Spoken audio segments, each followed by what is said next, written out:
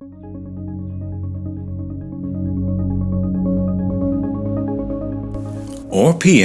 is a not-for-profit organization with a unique offering. For organizations wanting to demonstrate commitment to responsible plastic management. We are a membership and assurance program dedicated to assisting responsible businesses to manage their use of plastics, improve their environmental impact, and gain recognized certification accolades that can be effectively communicated. We live in an incredible age, surrounded by the future, formed with the assistance of plastics. Every aspect of our lives, shaped by them, molded by them, in every industry, in every walk of life. But few can ignore the problem of plastic misuse and mismanagement, and the cost to our planet.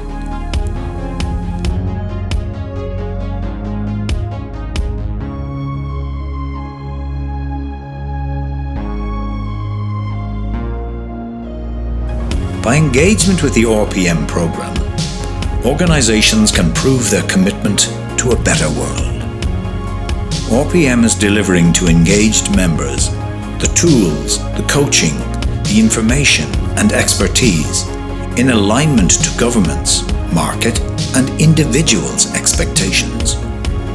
Society wants organizations to reduce plastic use and waste and increase plastic circularity.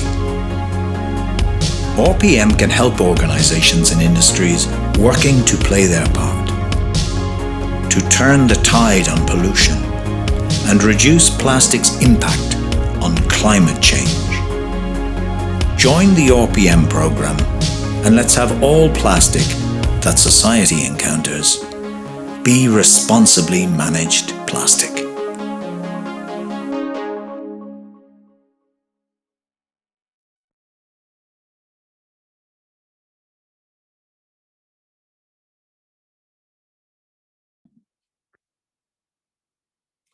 Good afternoon, everyone, and welcome to the Responsible Plastic Management webinar. We'd like to thank you for giving up your time today to come and learn about the program and hear about the insights from some of our member organizations. This is the first in a series of webinars which the RPM program will be managing, and some like this will be generic and others will be sector specific.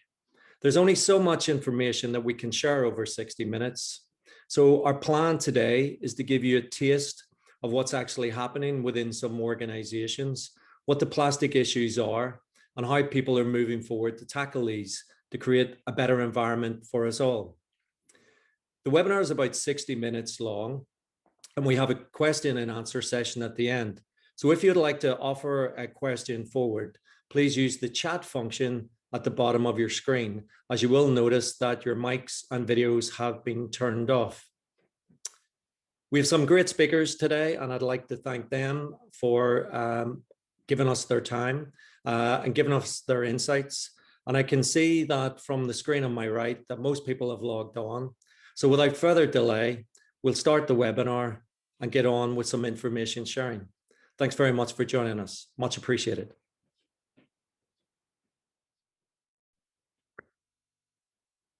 So let's kick off with some introductions and some headline slides.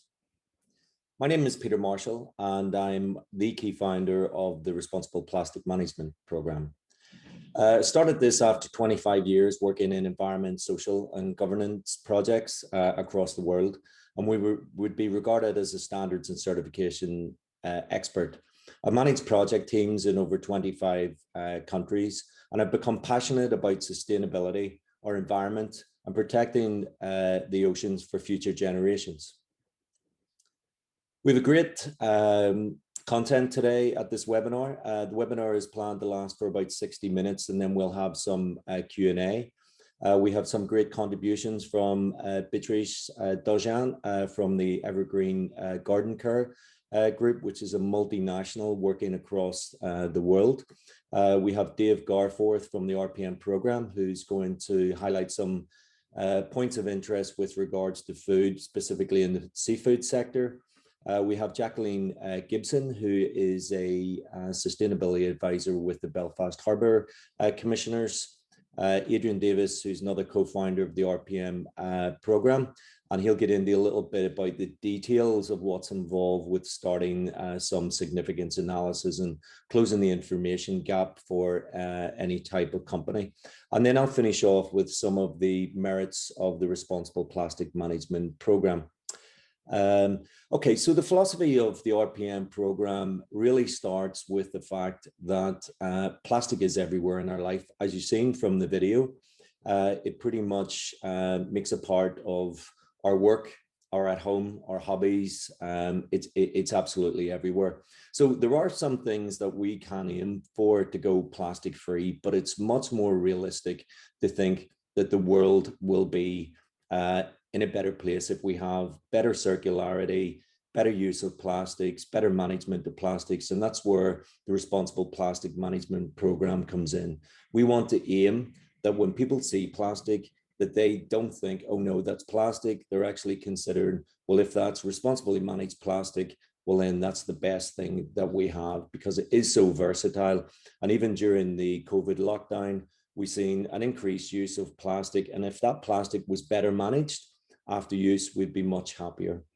So the key problem with plastic is it's derived from fossil fuels. So the fossil fuel industry is looking at a future where electric cars are going to be a reality. So they're looking for places to put their fossil fuels, and they have their eye on the plastic sector.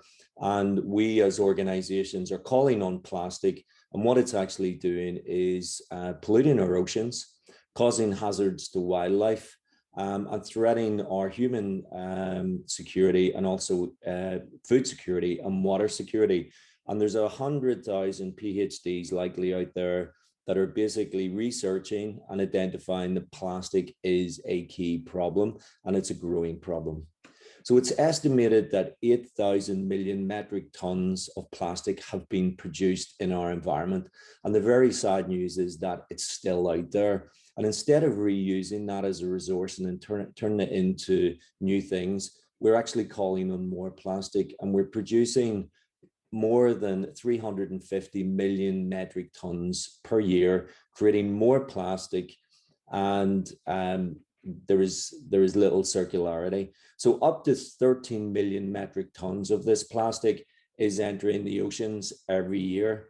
And this is really causing a global problem. So this is why we set up the RPM program. It's a community organization. It has a big mission. And our key aim is to lead with awareness of the problem, awareness of what can be done. We want to reduce unnecessary plastic in organizations, in any type of organization, be that in the office, be that in the canteen, be that in manufacturing. We want to increase reuse and recycling and increase the recycled content of plastic that's being used. We want to improve better waste management so that when your plastic waste leaves your organization, you know with confidence that it's going to the recycling center and it's not going somewhere to be dumped in the oceans or the environment.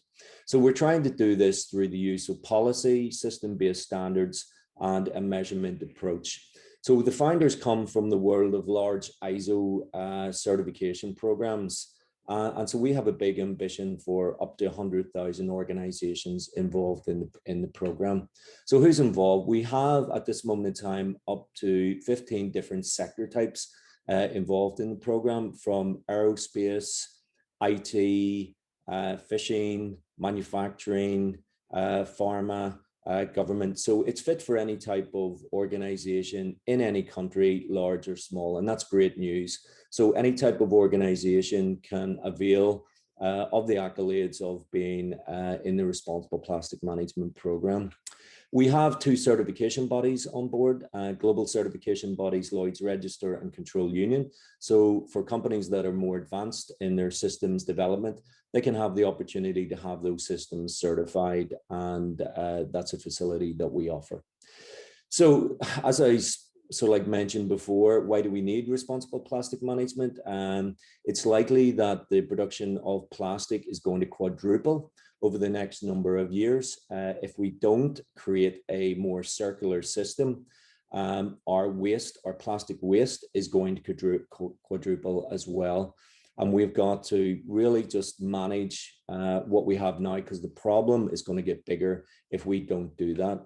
So in terms of scale, up to this point in 2021, 288,000 garbage trucks equivalent of plastic waste have entered the oceans. And the likelihood is that's going to go up to 500,000 over the next 6 months. And that's likely to grow and grow unless organizations really change business as usual and start managing their plastic better. And plastic is something, it's unlike carbon, which is very subjective. The metrics are out there, the measurements are out there. So this is not something that organizations can claim to offset. So we're frequently asked, is the problem plastic itself or plastic mismanagement? And it's a bit of both. There's a need to remove unnecessary plastic. There's a need to increase the recycling of plastic. And we've got to do that through plastic management. So only 9% typically gets recycled, and the rest goes to landfill, either where it's produced or it's shipped abroad. And there it's, inverted commas, recycled or dumped. It can be illegally dumped, anywhere. It can go into the oceans, as we've seen. It can be put into storage, looking for and waiting for a recycling solution to come forward. It can be incinerated, and often it's incinerated to create energy from waste. So the need for action is indisputable, and Sir David Attenborough and other key figures are leading with calls to ask organizations to act and act now. And that's being picked up by media channels and social media. And pretty much everybody on the ground knows that we have a plastic problem. So what can organizations do? Well, the first thing is become aware of the different types of plastic. You have your polyethylenes, your polycarbons, your polypropylenes. And really it's a case of saying, do I know what these are in my organization? How much is coming in? And we've got to start to be aware to close the information gap. So that moves on to discovering your plastic impact, setting targets and controls. And that might mean engaging necessary parties in some form of action plan. And that's where the likes of the RPM program can come in and support as a support organization. And there's also support from suppliers and contractors and research organizations that can help with this. So you can do this as a company, as an organization. If you're a smaller organization, you could do something as a group. You could do something as a region or a sector. And so there's evidence of the Responsible Plastic Management Program working across all these different types of setups. And we have some sector initiatives. So we have some regional initiatives. You're going to hear about a large group, Evergreen, after this presentation, and what they're doing across the world. So this is a great way to introduce Beatrice Dojan, and she's the International Quality and Technical Compliance and Sustainability Manager for Evergreen. And I'd like to welcome here today, and she's going to give us some insights of how Evergreen started looking at plastics and where they are now. So thank you, Beatrice, much appreciated. Good afternoon, I'm Beatrice Doja. I look after sustainability for the Evergreen Garden Care Group. Thank you for inviting me to this webinar. I'm going to present in about 6 slides how we are managing plastic in the group. So what you see here, hopefully, is the market where we operate. So we are the #1 worldwide garden care product.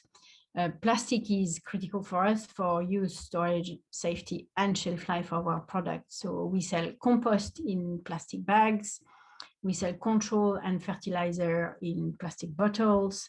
And our lawn spreaders are made of plastic. And you have on the right-hand side the brand under which we sell our products.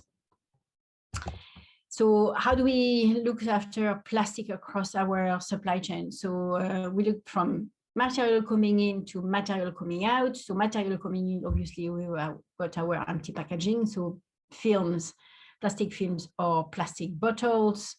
We also receive piece of equipment and other material on plastic pallets, and we've got shrink wrap films. So most biggest spend is our incoming empty packaging. What packaging do we have, or plastic do we have in the factories? Actually very little, some plastic hoppers, but most of the conveyor belts are rubber, so very little plastic, so a smaller spend. And then outside the business, so our biggest spend is taxes on plastic, and then taxes on type of recycling and upgrading we are trying to do on our products. So we raised awareness across the business, doing a review, identifying biggest plastic spend, the waste and the taxes, and involved a number of departments. We also looked at public impact and what is perceived, how our brand is perceived, how our product is perceived by customers, social media. So your big spend might be one type of plastic, but the impact on the market might be different. So you have to consider what has been identified by your consumers or customers as being potentially a problem. And that has to be taken into account in the projects. And the third one is plastic risk or benefits and the legal requirement. And again, that's a different team looking after that particular list. So once you've got one list, you do a prioritization based on spend or the biggest financial risk. And then there's an allocation of resources, time, KPIs on a tracker or a plastic register. So then really, what can you do? So it's looking at incoming plastic. Do you have a choice of type of incoming plastic? Is there an availability of recycled plastic? What percentage of recycled plastic can you incorporate? What does the science say? What does the availability say? So you're depending on the research from inside or external research and material availability, which is a big problem, for example, for us, because we would like all our plastic bottles and plastic film to contain 100% recycled plastic, but there's no availability. There's a lot of taken by the food industry, and there's not actually enough material available to us. And then at the end of life of your product, where does the plastic go to? Is it going to general waste? So in our case, we've got a zero to landfill policy for our site. So everything we manage on site is recycled.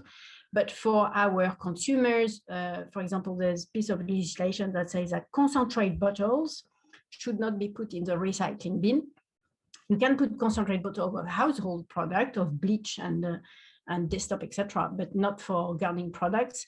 So we are doing a piece of advocacy or lobbying to change that piece of legislation based on science facts and new evidence. So if you manage to get your red arrow as small as possible and your blue arrow as big as possible, then you know your business is in a full circular economy. So how do we go from continuous improvement to focus plastic? So we started with continuous improvement. Sustainability is a new word for continuous improvement, really. So what type of plastic do we use? What do we need? Do we want to change? Can we change? And having a tracker of our project. So that's, again, across all departments. So at the next step, I've put the Tesco 4Rs, which is a good tool and a good practice, which is remove, reduce, reuse, and recycle. This is used in R&D mostly, in procurement as well. So we use supplier expertise, we use a lot of external expertise, and obviously we aim for 100% recycled plastic content, but with, as I said, lack of availability. And then we decided 2 years ago to go for a circular economy system certification, which help us to get every department focused on their role and their impact in the circular economy. We also decided to get carbon neutral, which again helped the focus. And now we are going for certification against the responsible plastic management standard, which will make the focus on plastic even tighter. So what makes a difference for us? a strong leadership on working on our plastics at group and supply chain level. So we've got KPIs linked to sustainability, obviously, but also linked on different type of plastic application. We've got a strong R&D. We are in a very heavily regulated industry where our product content, so the gardening care products, are approved at the same time as the packaging at European and national level. So we can't change the packaging as we want. We need reapproval by regulatory bodies every time we make a change. So we have strong liaison with suppliers to anticipate what the legislation will be and the new technologies, and that is essential to us. Obviously, we've got good Excel spreadsheets, mostly in procurement and R&D, and we've also got an SAP system that helps us to do a mass balance between what's coming in and what's coming out. We learn from the experts outside. So I mentioned Tesco again, but they are doing an excellent job with their suppliers to help anticipate legislation, especially in UK, to help R&D, and they are very good support to like them or hate them, but they are doing a very good job on especially on plastic at the moment. We refer to university. We refer also to the Ellen MacArthur Foundation, and now we've got the responsible plastic management standard to help us. And the last point, but important to us, we've got a very strong consumer insight department to understand exactly what consumer need, what consumer want, how we can anticipate change in demand. And we've got also a strong digital team looking at social media, how is perceived our packaging, what is expected, how it's communicated. And that has a very strong impact on the decision on marketing and R&D. So the tracking of the media impact is important. And that's it in a nutshell. So if you got any questions, I'll be happy to take them. Thank you again.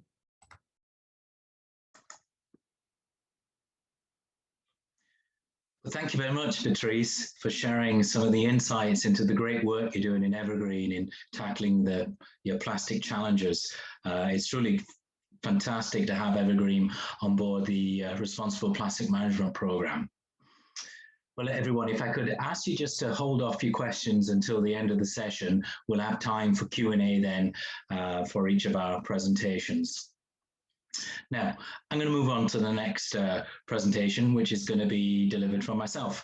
I'm Dave Garforth. I work for the RPM program, and I'm going to say a few words about plastics in the seafood sector. Now, we deliver more detailed content on a sector-by-sector basis, actually, including in seafood, which would give more detailed analysis of some of the issues and challenges within each of these sectors, including seafood. Here, I'm just going to say a few words about some of the particular issues and solutions that the seafood sector is advancing. Well, just like all sectors, plastic is hugely important in seafood. It's important in the catching sector. For example, fishing gear, predominantly made out of plastics, highly engineered plastics, but also plastics of many different types as well. In the seafood processing environment, whilst establishments may be made of bricks and mortar, once you step inside, you usually find two different types of material. One is stainless steel, the other one is plastics, of course, and plastics of all different types and sizes and shapes. Why? Because it's hugely versatile, it's hygienic, it's cleanable, in other words, it's food grade, hence it's used in packaging, as we all know, it's used in PPE, so hugely important to the industry. Of course, packaging I've just mentioned, EPS, expanded polystyrene, an important plastic for seafood as in other foods. Why? Well, it's insulative, it's lightweight, it's robust, it holds the product well, so hugely important to the industry. And indeed in aquaculture and fish farming, because plastic essentially floats, it's used extensively in the aquaculture industry. And for seafood, it's hard to imagine how this industry would survive without, this material called plastic as a function, as a material it can use in all these different types of forms. However, like most sectors, there are challenges, and seafood is no different from that. And these are just some pictures, some photographs which help to explain some of those challenges. Well, fishing gear, as I've explained, it's highly technically advanced. It contains lots of different polymers, different plastics, in other words. But not only that, it contains other materials such as metals, such as steel, such as lead. Because it sinks, it's used in sinking lines, hard plastics, soft plastics, and of course, at its end of life, end of use, it's also highly contaminated because it's full of organic matter. It's also impregnated with salt. These things make it highly challenging to both dismantle, to decontaminate, and to find recycling solutions for fishing gear, which can be cost effective. The other issue around fishing is, of course, it's these gears are placed in the water, and they can sometimes get sagged and they get lost in the marine environment. That causes a phenomenon called ghost fishing, or can lead to ghost fishing, whereby they continue to fish and trap fish, but also marine mammals and birds and other wildlife. Also, they wash up on shorelines, of course, which is not just an eyesore, but an environmental nuisance as well. So these things cause a reputational risk to the industry. Then there's this thing called microplastics as well, which everybody's familiar with at this point in time. And we're not suggesting that the seafood industry is responsible entirely for microplastics. It's not. Microplastics is a societal challenge. However, because of course seafood is associated with the marine environment and microplastics is associated with marine pollution, the seafood industry is quite vulnerable to the impacts, to reputational issues surrounding microplastics. And you add to that, of course, the new and emerging science about the fate of microplastics in ecosystems, particularly in food chains, in marine food chains, which eventually become human food chains, and the unknown uncertainties about whether that is a health hazard or not, creates another challenge for this industry. Then we look at packaging. EPS, as I mentioned earlier, fantastic product. However, because it is lightweight, because it is bulky, it means it's challenging to find solutions at its end of life. And because it's contaminated, it's contained food, it's difficult to decontaminate as well. So challenges just like other sectors. So what about some of the solutions? What can be done about this? Well, at the RPM program, what we're doing is advancing solutions by assisting businesses at an organizational level or a sector level get organized by undertaking things like a baseline review, collecting information about their own use patterns of plastic. And it really starts in terms of identifying what type of plastics are used. And this table just gives some examples of the different polymers, some of which you'll be familiar with, I'm sure, used in this industry. And some of them are common to all sectors, and all society, such as low-density polyethylene, polythene bags, in other words, films and wrapping and these types of things, and enormously important for the industry in terms of wrapping and protecting food. However, quite a challenging plastic in that format to find recycling solutions because it is contaminated again, and because it's lightweight and difficult to bulk up, even though LDPE is a very recyclable plastic. In the fishing industry as well, they use some unique plastics such as ultra-high molecular weight polyethylene, this one here, which is used in fishing gears, and these are brand names of this type of plastic, Dyneema and Spectra. Fantastically super materials. They're 10 times stronger than steel in some formats. They're 10 times lighter than steel in formats, which means when you put these on board a fishing vessel, it becomes lighter, which means it uses less fuel, which means it saves energy, which means it produces less carbon. So there's environmental benefits in plastic, as well as, of course, the detrimental side we're talking about of how to manage it at its end of life. So, the ability to communicate significance of plastics is really important, and undertaking reviews is really important. And this diagram really just gives a conceptual representation of a seafood sector. It's different components: fishing, aquaculture, packing, retail, food service. So these types of things could be done at a group level, at an organizational level, or indeed at a full sector level, where the businesses can collect the information about the different types of plastics based on polymers, in other words, that they're using, and start to look at what that footprint looks like over a course of time of maybe a 12-month period. It's usually important to collect this information, of course, and to close those gaps in information and understand, what that data represents and what is it saying to us. So if you don't do this, what happens if you've got gaps? Well, that's when any sector is open to accusation and criticism. Whether those accusations and criticisms are true or false, it's difficult to defend if you don't know the facts yourself. So moving on quickly to some of the solutions, and these are just some quick examples I'm giving here. So fishing industries in Europe and other parts of the world are getting organized themselves. They're going out and actually fishing for litter, not just their own fishing gear that may have been lost, but everybody's, all society's litter is now collected by fishermen when they encounter it in the nets. So they're acting as stewards, environmental stewards in their environments, and demonstrating that commitment to society. There's a lot of work done around technology and fishing gear as well, of course, in terms of reducing their complexity, making them easier to recycle, and that's creating recycling solutions as well. And here's one on the bottom left. It's a company in Denmark. It's also vitally important for businesses to get organized and work together and bulk up materials.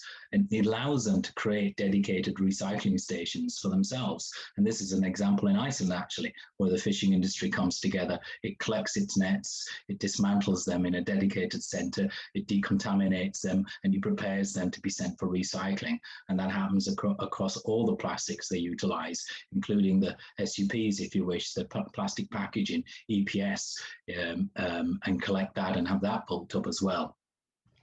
There's projects on in Europe on looking at closed loop systems for recycling EPS, which are now delivering a recycled EPS through a closed loop system after analyzing the situation. And that means economic analysis, social analysis, environmental analysis to find a solution that works and produces a recycled polymer that is actually attractive on the marketplace, and which is of course important to find solutions. It's got to be a business case, it's got to be viable. Okay, well, I'm going to end my presentation there. Thanks very much for listening, and thanks for your interest. As I said, we'll take some questions at the end. Before I close, I just would like to give an invitation to our next guest speaker, which is Jacqueline Gibson. Jacqueline works for Belfast Harbour Commissioners, and she's going to present a few slides on how the Belfast Harbour is becoming a clean green port and how plastic is a part of that. Jacqueline, I'm going to hand it over to you. Thank you very much. Thanks, everyone.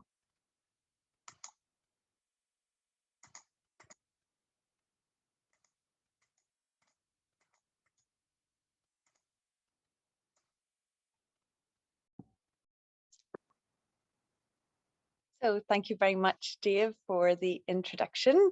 My name is Jacqueline Gibson, the first sustainability advisor for any UK or Ireland port.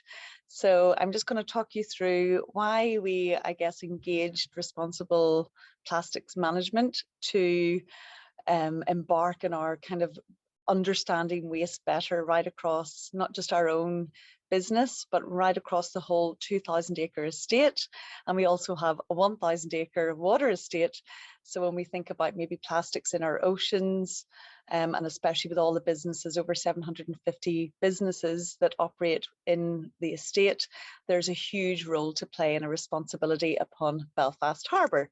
So I'm just going to talk us through, I suppose, our high-level strategy and how collaborating and engaging with Responsible Plastics are actually helping us achieve those big visions. So please bear with me as I take us through the presentation. And really, I suppose it's interesting to start with the our ultimate aim. We didn't want to be very confusing around the words of sustainability or biodiversity, but simply put, we just want to be a clean green port where both people, so thinking about the social side of sustainability, and our planet, the environment, thrive, not just survive, but actually what positive impact can we bring and what lasting legacy can we leave for future generations after us. So this is our vision toward 2035, and you can see there point 2 on the right hand side being a green port. But actually the whole ethos and the act of Belfast Harbour back to 1847 stipulates that we should operate, maintain and improve Belfast Harbour. So we embarked on this journey of sustainability last year. I mean, we've been doing a lot of sustainable practices and good things in ISO 14001, but we really kind of wanted to push the bar with things like zero carbon, decarbonisation, zero waste, better waste recovery, increased biodiversity. So we thought, well, let's reevaluate our very purpose, which is to operate, maintain, and improve Belfast sustainably. So actually that lies right at the heart of our purpose. And as a trust port, we with stakeholders, as the environment is one of our key stakeholders, it allows us almost to have this social model to really do good.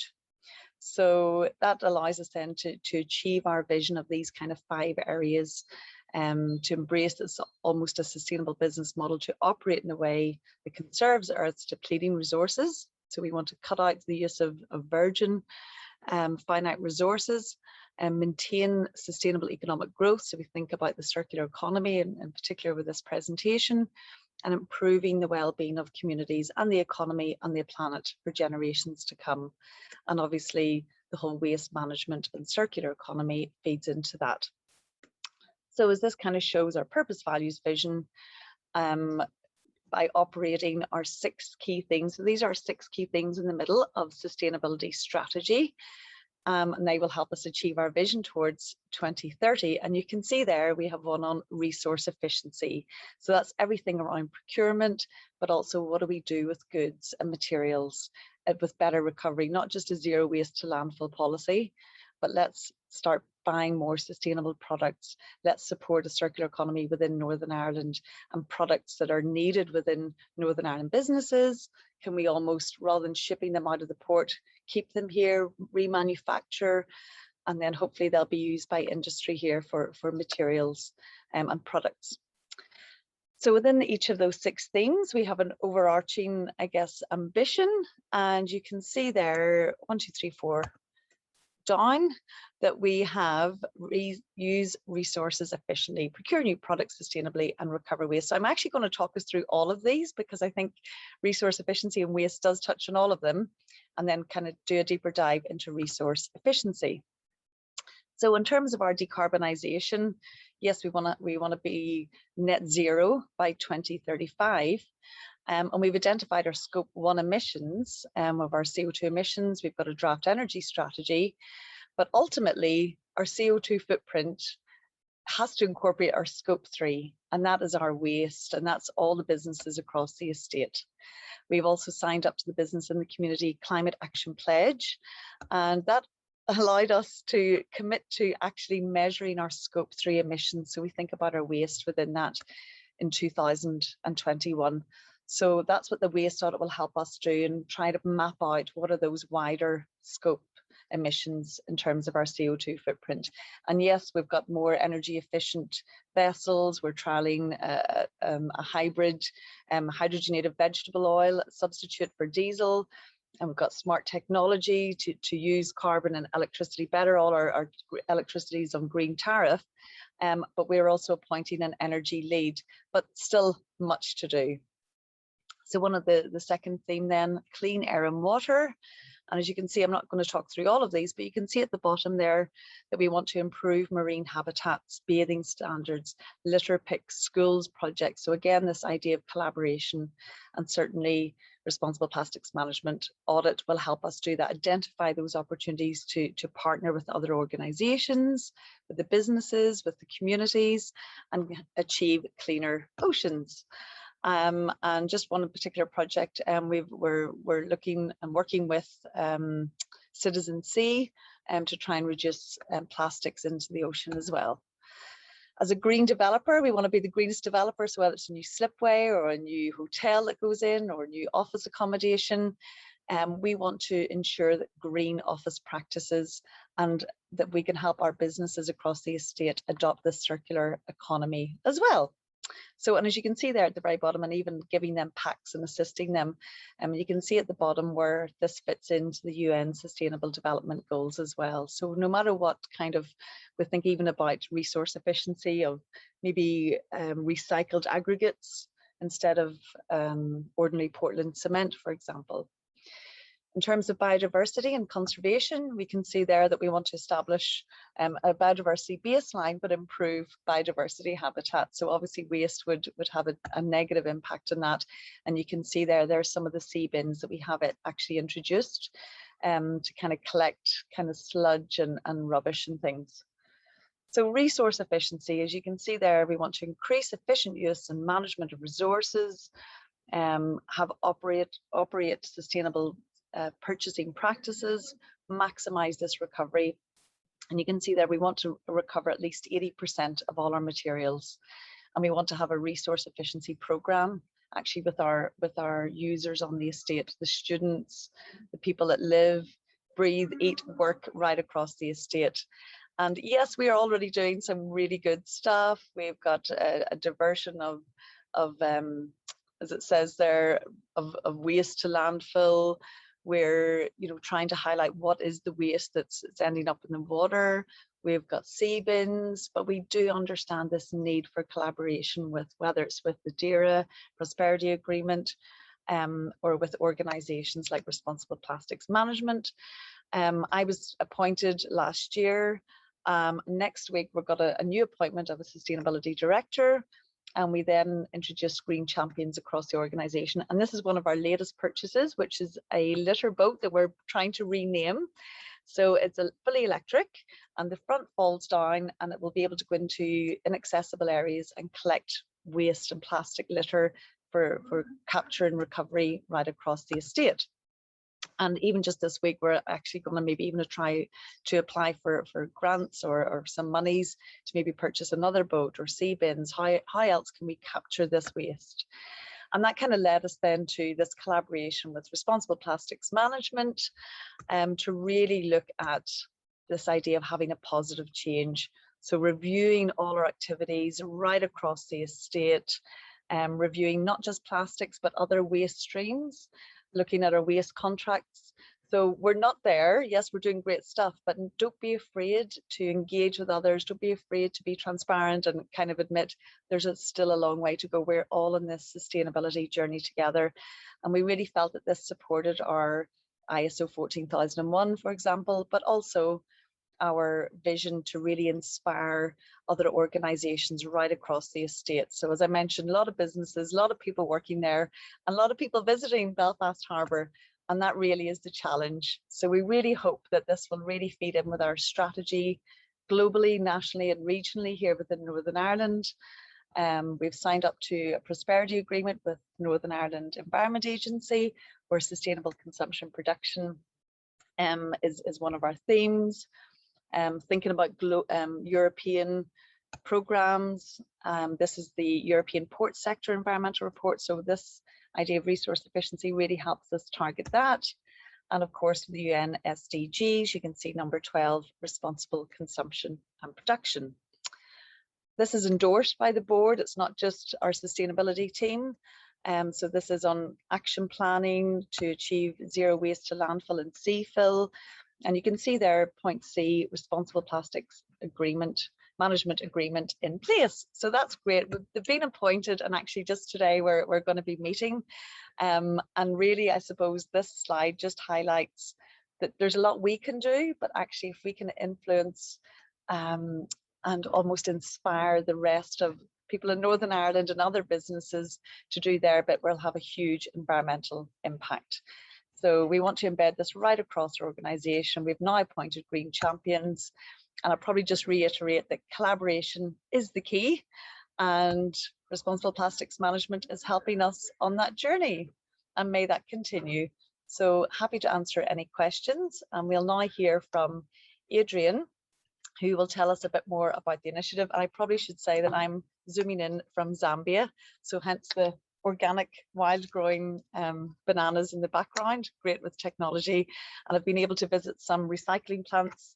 Actually this Monday, the only recycling plant and plastics recovery plant in the country. And I got this hot off the press. It was actually hot when it was manufactured.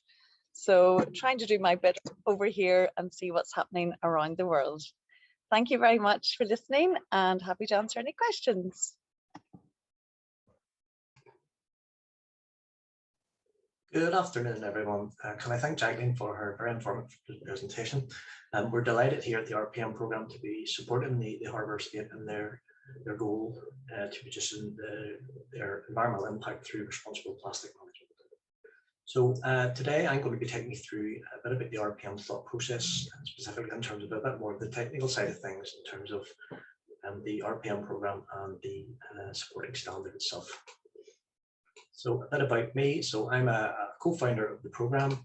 In terms of my experience, I have about 24 years experience working on environmental management generally, ISO management systems, and wider ESG sustainable development projects in terms of policy strategy development and action planning.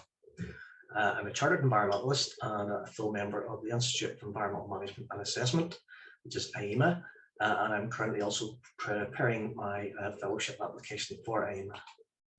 I worked and supported various public and private sector organisations throughout my career in the higher education, local government, public sector, power generation, manufacturing and processing sectors. So I like to think I have a good wide knowledge and experience of environmental management within those sectors. My specialisms are environmental management systems, ISO 14001, circularity, resource efficiency, and all things waste management. So in terms of the RPM programme itself and the standard as well, very much a systems-based approach, essentially over the following five key themes that you can see on the screen, where we've got commitment, measurement, action plan, results, and improvement. So obviously with any systems-based approach and management system, we need an initial high-level commitment in terms of developing a plastic policy statement, showing your high-level top senior management commitment to implementing effective responsible plastic management practices within your respective organisations. Then stage 2 and 3 there is your measurement and action planning, a key fundamental part of any management system preparation design to make sure it's as effective as possible is to make sure you have a robust plastic aspects register and associated action plan to just any of those aspects which you deem to be significant, which we will talk about a bit later on. Then theme 4 there, you have the result side of things, which is all about your records to maintain your records to ensure compliance with the standard in the programme, but also most importantly is to keeping track of your performance and how you're getting on in terms of any actions, objectives and targets you may set as part of the programme on the system. And then finally, obviously with any good performance improvement system, we ask for continuous improvement in your plastic and responsible plastic management performance. So moving on to a bit more specifics in terms of the plastic register, obviously there you can see you can't improve what you don't measure, nothing truer than that. So this is a key step in closing the information gap. This is where we identify all the associated plastic aspects and associated key information related to the activities of a client site. We have template register, a template plastic aspect register available for our engaged members. And within that, what is produced at the end of that, once all the key information is typed in or punched in, is there's a dashboard of key information produced from the register contents. So in terms of aspects, plastic aspects identification, we do suggest that you look at it through a process approach, looking at all your inputs, the process itself, and then your outputs. So I'm not going to go through every single one of these suggested aspects or example aspects here, but you're looking at the likes of packaging around supplies coming in to an organisation, the process itself, what's involved there and what plastics are being used and what waste are being generated, and then outputs, you're obviously looking at all your plastic waste streams and associated handling of those.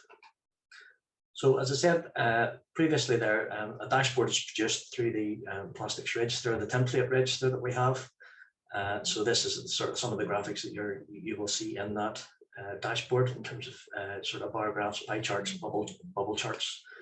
Typical metrics which will come out of the register is plastic type and weight by area, weight by plastic form, number of units used per polymer type, virgin, recycled, biodegradable content, and items by weight, whether it's a single-use plastic or a problem plastic, and also the weights of those. We can also break those down by polymer. The waste destination, so where's the waste streams going? Are they being recycled, sent for energy recovery, or disposed of via landfill? So a very important process within aspects identification as well as the action planning is the significance evaluation. So similar to ISO 14001, there's a requirement to look at your plastic aspects and determine which of these you deem as being significant. So it's a key aim, it's evaluation to identify the prioritized significant plastic aspects. So obviously, if you identify what plastic aspects are significant, then you should be prioritizing on those in terms of what work you want to do in terms of action plans. So the evaluation should be completed based on a set criteria, and this criteria should then be used consistently throughout the aspects. So as per 14,001, we are not being specific in terms of mandating what sort of criteria you should be setting, because obviously some things will be significant to one organisation and not to another. So it really depends on the context within the organisation. So once you have the register and dashboard available, you can use this as a signpost, if you like, for some of your key environmental metrics, certainly anyway, to be used for this significant evaluation. Plastics action planning side of things, then just a few sort of graphics there to sort of get you thinking, and the kind of things you can be looking at in terms of your action planning is, can you use less plastic in the first instance? For example, is some of the packaging around your supplies, is there too much packaging around it? Is it over packaged? Can you optimize that packaging? And can you recycle more in terms of your process? So can you set up better source segregation of plastic wastes being generated throughout the process? And then in terms of system-wide improvements, can you fundamentally look at how you design your product, how you design the packaging around your product to reduce plastic? So the action plan side of things, then obviously action plans should be developed based on the identified significant plastic aspects. It's all about prioritizing the work and the resources committed to this so you can maximize the benefit. So some of the things you can look at, so can you look at improving the accuracy of your data? So maybe as part of the aspects process, and you don't have actual weights, for example, of some of the materials, and you have to put in estimates. So an improvement could be that you make those actuals rather than estimated weights. Can you reduce or remove the use of single-use plastics or problem plastics within your process or organization? Can you improve the internal source segregation of plastic waste streams to maximize recycling, as I mentioned before? And possibly, could you even have some dialogue with your key suppliers to reduce the amount of packaging around incoming supplies if you feel that there may be too much plastic packaging around them and they are over packaged? And then finally, in terms of action planning, obviously as per best practice, we suggest that you have formal objectives and targets within which you have methodologies to achieve them and responsibilities assigned for each of those actions in terms of staff members for accountability purposes. So that is it from me. I'm just going to hand back over to Peter now, who's going to take you through the merits of the RPM programme. Thank you very much for listening. Over to you, Peter.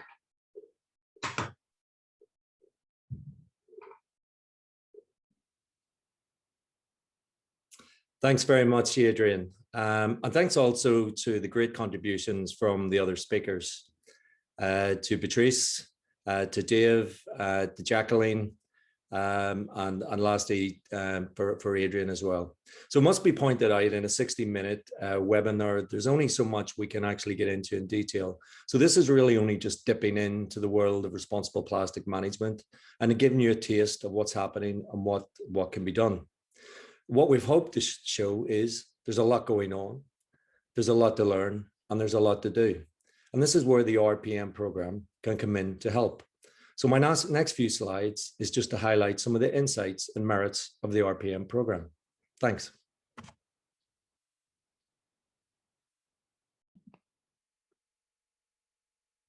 So it's now left for me to explain some of the reasoning and merits for engaging with the RPM program. I must admit, this is not easy in this new virtual world. What we can be sure about is that society wants responsible plastic management. When they see plastic in the future, they want to know that it's responsibly managed. Of that, we have little doubt. Pressure is coming from legislation, proposed taxation, government procurement policies, pressure from customer choices, environmental group campaigning, and new pressure on investor choices. The good news is that the RPM program is here to help. We're here to help our member organizations on their journey from plastic awareness, identifying plastic types and resins, management of their plastic and setting up systems and controls, through to system certification as and when they require it. Organizations who have joined have seen an uplift in motivation, interest, within their organizations. We can help with the plastic management understandings and the setting up of tools and systems. We've created a system and a framework where organizations can join at any point, at any stage in their development. Organizations can show their support if they're not ready to take action. This is in the form of small financial contribution, and this helps with our cause as a not-for-profit organization. Organizations can formally engage and get access to tools, plastic management information, and training when they become formally engaged with the program. They get an accolade to communicate that they're on the journey. Engaged organizations are able to engage in bespoke RPM training, which can suit their needs. Organizations which are more advanced can strive for certification against the RPM standard by one of our approved certification bodies. As you can see from the member companies' presentations today, they're gaining benefit from direction and insight and the ability to communicate effectively that they're doing something positive. Organizations have seen an uplift in customer interest, a competitive edge emerging, future-proofing for things to come, and the ability to rethink resources. This is a visible way to engage with some of the United Nations Sustainable Development. So before we enter the question and answer session, I'd just like to take this opportunity on behalf of the program to thank you for your time and your interest today. We hope we've raised awareness in plastic and in RPM in general. We'd like to highlight that we can offer any organization in any sector, in any part of the world, an RPM entry point. You can contact us via email at info@rpmprogram.com or via our website. And also highlighting that this is in the first in a series of RPM webinars. And if they're interested in a sector-specific webinar, we'd be happy to do this. So moving on to question time, this is going to be facilitated by Dave, and our speakers are still online and gathered to answer any of the questions that are put forward. Any questions that we can't answer today, we'll follow up with an email. Thanks very much.